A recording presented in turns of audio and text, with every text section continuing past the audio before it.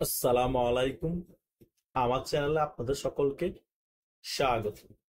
Doctor Yunus কি অনেক ভয়ের মধ্যে আছেন?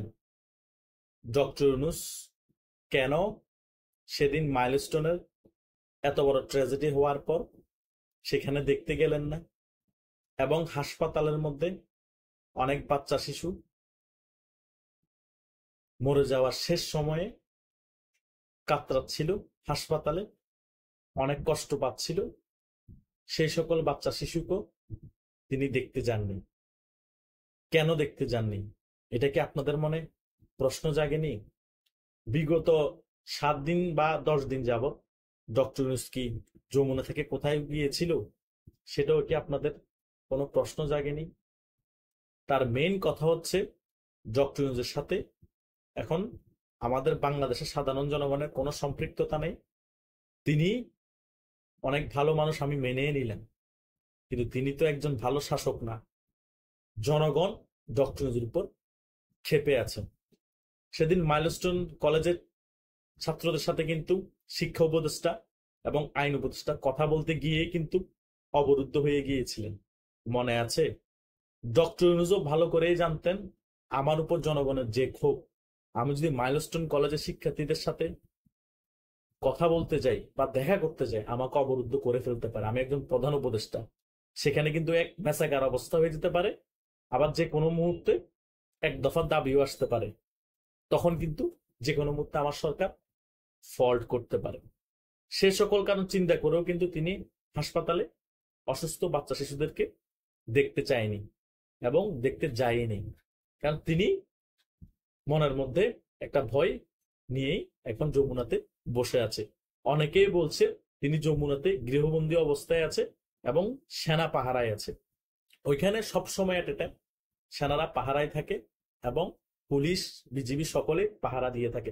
কখন না কখন আওয়ামী লীগ সংগঠিত হয়ে Jamuna to long march to Jamuna করে বসে, তখন তো আমার পালানোরও পথ থাকবে না। আর তখন হয়তো আমাকে আমার যমুনাতে মেরে পিছিয়ে ফেলতে পারে। যে কাজটা শেখ হাসিনাকে প্ল্যানিং করে করা হয়েছে সেটা আমার সাথেও হতে পারে। ওই কথা আছে না, চোরের মনে পুলিশ পুলিশ। এবং ওনাকে সরকারিও কোনো জায়গায় কোনো কাজে আমরা যেত দেখছি না। সাধারণ জনগণের সাথে যদি সম্পৃক্ততা না থাকে, সাধারণ জনগণ যদি ক্ষোভে ফুঁসে উঠে কোনো শাসকের উপর, তখন তো শাসক সাধারণ জনগণের সাথে মিশবেই না, বরং কোনো জায়গায় সামাজিক কাজও যেত ভয় পাবে, যেটা ডক্টর ইউনূসের সাথে ঘটছে।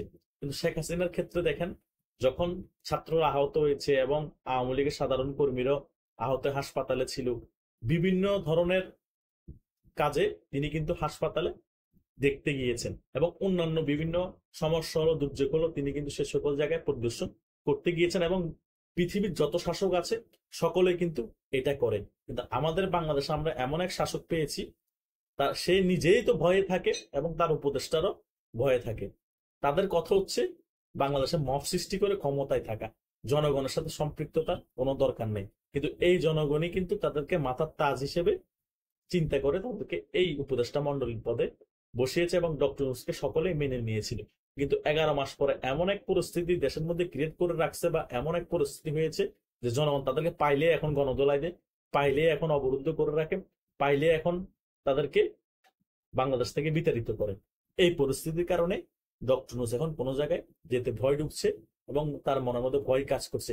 সেই ভয়ের কারণেই একদিনের মধ্যেই কিন্তু তারা সর্বদলীয় বৈঠক করার চেষ্টা করেছে। রাজনৈতিক যত দল আছে আওয়ামী লীগ ছাড়া, মানে আমরা এখন ঐক্য আছে, আমরা একত্রিত আছি, এগুলো দেখানোর চেষ্টা করছে। আবার হাসাই খুশি করে মূলার জুস খাচ্ছে, কমলার জুস খাচ্ছে, এটা কিন্তু আমরা সকলেই বিভিন্ন মিডিয়ার মধ্যে দেখেছি। এগুলো করে ভাই কোনো লাভ নেই। এগুলো করে আরো আপনার দুর্বলতা প্রকাশ করছেন, জনগণের সাথে আপনার কোনো সম্পৃক্ততা নেই সেটা প্রকাশ করছেন। রাজনৈতিক সকল দল আপনার সাথে একত্রিত হলেও আওয়ামী লীগ যদি না থাকে, সে কোনো গ্রহণযোগ্য নির্বাচন হবে না, এবং বাংলাদেশের 40-50% মানুষকে আপনি দূরে সরে রাখতেছেন। তাই যেখানে বাংলাদেশে 40 থেকে 50% মানুষ আপনাকে সমর্থন করে না, আওয়ামী লীগের মতো বড় দলকে আপনি ডাকছেন না, তাহলে আপনি একত্রিত ঘোষণা করে কোনো লাভ নাই। আওয়ামী লীগ আজও কালো ফিরে আসবে, হয়তো আপনি থাকবেন না, কিন্তু বাংলাদেশের বুকে আওয়ামী লীগ থাকবে। এটা বাস্তবতা, স্বর্ণাক্ষরে লিখে রাখেন। আওয়ামী লীগ ফিরে আসবে, আগের থেকে শক্তিশালী রূপে ফিরে আসবে, আগের থেকে জনপ্রিয় দলে ফিরে আসবে এবং বাংলাদেশ থেকে চিরতরে রাজাকারের বাচ্চাদের রাজনৈতিক দলটাকে মুছে ফেলবে। এটা 100% লিখে রাখেন, এটা হবে। কারণ যে কাজ এত বছর করে নাই, কিন্তু এই পরিস্থিতি যেটা ক্রিয়েট করেছে এরা, এবার কিন্তু আসলে 100% করবে। যত চেষ্টা করো না আসার জন্য নিশ্চিন্ন করে দেবে, এই করে দেবে, সে করে দেবে, কিছুই হবে না।